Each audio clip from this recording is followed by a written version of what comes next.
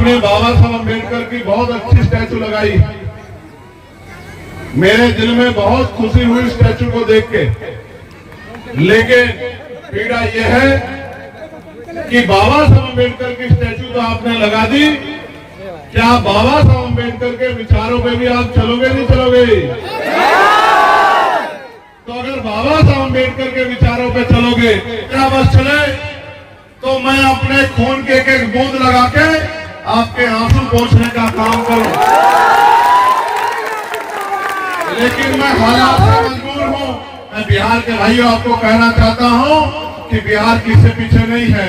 जिस दिन यहाँ नेताओं में इच्छा शक्ति पैदा हो गई, जब इन नेताओं के दिन बदल सकते हैं, एक बार एमपी एमएलए बनने के बाद इनके घरों के हालात बदल सकते हैं, इनके घरों पे गाड़ी और सुख सुविधा आ सकती है, तो इस गरीब समाज के हिस्से में भी सुख सुविधा आ सकती है अगर नेताओं की इच्छा शक्ति हो जाए। नमस्कार, मैं हूं विजय कुमार और आप देख रहे हैं खबर पोस्ट। मैं अपने वीडियोग्राफर पत्रकार सिद्धांत शेखर के साथ इस समय बेगूसराय जिले के डंडारी प्रखंड के सुगरन गांव में हूं और यहीं पर नगीना के सांसद चंद्रशेखर रावण आने वाले हैं। और अभी देखिए यहाँ पर बाबा साहब डॉक्टर भीमराव अंबेडकर की प्रतिमा का अनावरण होना है। उसके बाद चंद्रशेखर रावण सभा को संबोधित करेंगे और चंद्रशेखर रावण पहुंच गए बेगूसराय। और देखिए उनका काफिला आ गया है और आप देख सकते हैं चंद्रशेखर रावण पहुंच गए बेगूसराय। पूरी आप देख सकते हैं कि किस तरह से एकदम अपने काफिले के साथ चंद्रशेखर रावण पहुंचे हैं। और यहाँ पर ये देखिए चंद्रशेखर रावण आए हैं और आप देख सकते हैं कि किस तरह से लोगों का हुजूम उमड़ पड़ा है उनके स्वागत में और जोरदार नारेबाजी हो रही है चंद्रशेखर रावण को लेकर। और देखिए आ गए हैं चंद्रशेखर और अब प्रतिमा का अनावरण करने के लिए जा रहे हैं और हम लगातार आपको एक एक पल की तस्वीर दिखा रहे हैं। और देखिए कि किस तरह से लोगों में यहाँ पर उमंग है, उत्साह है और लगातार चंद्रशेखर रावण और देखिए और इसी के साथ अब बाबा साहब डॉक्टर भीमराव अंबेडकर भारत के संविधान निर्माता की प्रतिमा का अनावरण कर रहे हैं।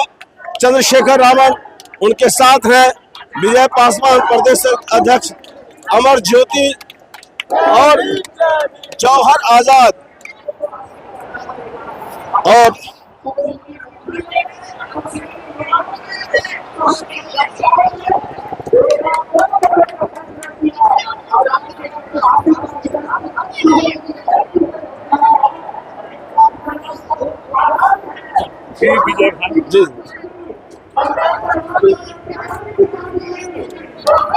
और यहाँ देखिए नीले झंडे से सुगरन गांव पट गया है। जिधर भी देखिए नीले झंडे, लोग स्वागत करने के लिए उमड़ पड़े हैं, जोरदार नारे लग रहे हैं चंद्रशेखर रावण के समर्थन में। और आप देख सकते हैं भीम आर्मी के जिला अध्यक्ष विकास पासवान भी चंद्रशेखर रावण के साथ है और प्रतिमा का अनावरण हो चुका है। और इसी के साथ लोगों का जो उत्साह है वो देखते ही बन रहा है। और जो मूर्ति का अनावरण मुझ जैसे छोटे से आदमी से आप लोगों ने कराने का काम किया है, मैं उसके लिए भी आपका हाथ जोड़ के बहुत बहुत धन्यवाद करता हूं। प्रिय साथियों, क्योंकि एक बार पहले भी ये कार्यक्रम तय होकर और फिर समय की कमी कारण नहीं हुआ था, फिर ये कार्यक्रम 13 तारीख में तय हुआ, लेकिन देश के जो हालात हैं, बॉर्डर पे जिस तरह की सिचुएशन थी, फिर ये कार्यक्रम दोबारा कैंसिल करना पड़ा कि हालात अच्छे नहीं है। इन हालातों में कोई भी कार्यक्रम करना उस तरह से भीड़ जुटाना अच्छा नहीं है, क्योंकि हमारे सेना के जवान बॉर्डर पे हमारे लिए लड़ रहे हैं। 10 तारीख की सुबह ये प्रोग्राम कैंसिल किया गया और 10 तारीख की शाम को सीज फायर के ऑर्डर जो है सरकार ने निकाल दिए। लेकिन परसों रात में हमारे भीम आर्मी के पूर्व अध्यक्ष अमर ज्योति जी ने मुझे फोन किया कि अभी प्रोग्राम कैंसिल नहीं हुआ है, अगर आप चाहें समय दें तो वहां के लोगों की इच्छा है कि मूर्ति का अनावरण हो जाए। और पूर्व अध्यक्ष जी के कहने के कारण ये प्रोग्राम की फिर डेट तय की गई कि 13 मई कार्यक्रम होगा। हालांकि मेरे मन में बहुत इच्छा थी कि मैं आपके बीच में आके कुछ घंटे बिताऊं, तो मैं आप सबका आभार प्रकट करता हूं। मैं बस एक ही बात आपसे कहना चाहता हूं, आपने बाबा साहब अम्बेडकर की बहुत अच्छी स्टैचू लगाई। मेरे दिल में बहुत खुशी हुई स्टैचू को देख के, लेकिन पीड़ा यह है कि बाबा साहब अम्बेडकर की स्टैचू तो आपने लगा दी, क्या बाबा साहब अम्बेडकर के विचारों पे भी आप चलोगे नहीं चलोगे? तो अगर बाबा साहब अम्बेडकर के विचारों पे चलोगे तो तभी इस गरीबी, बेबसी, लाचारी, बीमारी, तमाम तरह की परेशानियां, पढ़े लिखे नौजवानों की बेकदरी और तमाम तरह की समस्याएं जो सड़क की हो, घरों की हो, मैंने अपनी आंखों से देखी है। धूल मिट्टी, हमारी पुलिस की बहनें भाई भी परेशान हो गए। ये जो बुरे हालात आजादी के लगभग 80 साल होने को आ गए हैं। कहते हैं कि 80 साल में युग बदल जाते हैं, दुनिया बदल जाती है, 20 साल बाद एक सदी पूरी हो जाएगी, लेकिन भारत में अभी भी और भारत के हिस्से बिहार में अभी भी दलितों, पिछड़ों, आदिवासियों, मुसलमानों और अन्य धार्मिक अल्पसंख्यकों के हालात नहीं बदले हैं। इस बात को देख के मुझे बड़ी तकलीफ हो रही। मैं ये भी समझता हूं, अभी मैं विदेश यात्रा से लौटा हूं, मैं वहां देखता हूं कि वहां की औसतन आयु 80 साल है और भारत की औसतन आयु 60 साल है। यहाँ 50, 55, 60 साल में आदमी बूढ़ा हो जाता है, वहां 80 साल में भी आदमी बूढ़ा नहीं होता। उसका बड़ा कारण यह है कि ना खाने को अच्छा भोजन मिलता है, ना पीने को साफ पानी मिलता है, ना रहने के लिए अच्छे घर मिलते हैं और ना ही पहनने के लिए अच्छे कपड़े मिलते हैं।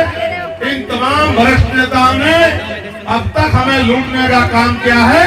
इन नेताओं की वजह से आज तक भी सुख सुविधाएं हमारे चौखट तक नहीं पहुंची। मैं नौजवानों को देख रहा था मोटरसाइकिल पे और कहां से मेहनत करके अपनी जेब का पैसा खर्च करके आज इस यात्रा में आए हैं। जय भीम का जोरदार नारा लगा रहे हैं। मैं ये भी देख रहा हूं कि किसी की चप्पल भी बहुत अच्छी नहीं है, किसी की चप्पल टूटी हुई है, किसी का जूता टूटा हुआ है, लेकिन जोर जोर बाबा साहब का नारा लगा रहे हैं और गाड़ी के अंदर झांक झांक के मुझे देख रहे हैं। मेरे प्यारे भाइयों, मेरा बस चले, शांत हो जाओ, मेरा बस चले तो मैं अपने खून के एक एक बूंद लगा के आपके आंसू पोंछने का काम करूं, लेकिन मैं हालात से मजबूर हूं, क्योंकि भारत में लोकतंत्र है और लोकतंत्र में जिसे आप वोट देकर राजा बनाते हो उसी की कलम में इतनी ताकत होती है कि आपकी जिंदगी बदल दे। प्यारे भाइयों, बिहार कमजोर नहीं है, बिहार के नेताओं की इच्छा शक्ति कमजोर है, बिहार कमजोर नहीं है। अभी भी बॉर्डर पर भाई शहीदुज्जमान साहब, और आज भी मुझे खबर आई, प्रधानमंत्री ने तो कहा कि सीज फायर हो गई है, अब अगर कोई भी गोली चलेगी या कोई आतंकवादी हमला होगा तो हम उससे निपटेंगे। लेकिन कल ही सिवान के राम प्रसाद बाबू की जान, जो सेना के एक जवान था जो शहीद हुआ कल, फिर इस मिट्टी ने जो है देश का कर्ज उतारने का काम किया। मैं बिहार के भाइयों आपको कहना चाहता हूं कि बिहार किसी पीछे नहीं है। जिस दिन यहाँ नेताओं में इच्छा शक्ति पैदा हो गई। जब इन नेताओं के दिन बदल सकते हैं, एक बार एमपी एमएलए बनने के बाद इनके घरों के हालात बदल सकते हैं, इनके घरों पे गाड़ी और सुख सुविधा आ सकती है, तो इस गरीब समाज के हिस्से में भी सुख सुविधा आ सकती है अगर नेताओं की इच्छा शक्ति हो जाए।